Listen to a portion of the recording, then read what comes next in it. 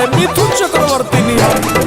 काला काला साड़ी लावल पड़ल बाटे भारी, देखा देखा रन भाभी होता मारा मारी। बात देवर पाइल बा भाभी बोले के पड़ी। वो खानदान उजाड़ देव हम क्यों हमरे देवर के हाथ से लगा के देखा। पियवा मिलल कोरिया देवरवा बाटे गोरे ओही देवरे पा दिलवा डोले थोड़े थोड़े ओही देवरे पा।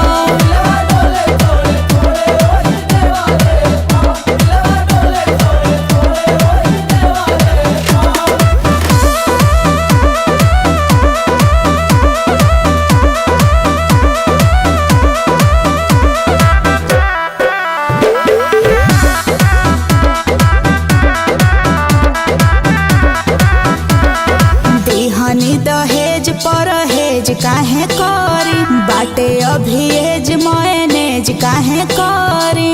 काजू खैबू भौजी खिया दे बनले ड्राइवर संभारा है ना सवारी, होके मोछा मुंडा करा तारे रंगा तारी। देखो तारे ना भौजी ढेर लंगदार होइल बड़ा ना कहा कि ढेर लंगदार होइल बनी। ज्यादा गर्मी चघल बा कहिया कि ढेर गर्मी चघल बा। ओ माय गॉड भौजी देवरा बोले मिसरी बोलमुआ के कठोरे ओही देवरे पा मनवा डोले थोड़े थोड़े ओही देवरे पा।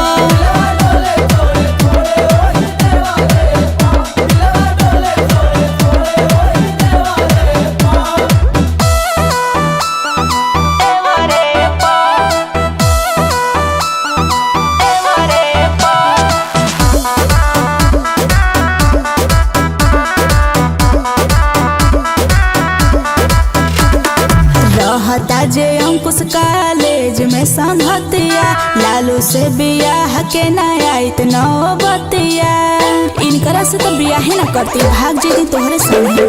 होके जब दुख भौजी सहले नु जाला, मीठा मीठा फल सुना पिलुए नु खाला। पिलुआ कहतरे मारम नु देखो तारू नु भौजी के का समझलो हैं हीरो कि शेर का हवो सवा शेर हवो। भौजी तेहू तो बेलने बाड़े। मार मार के मुस्की ककरता के हमरे ओरे ओही देवरे पा दिलवा डोले थोड़े थोड़े ओही देवरे पा।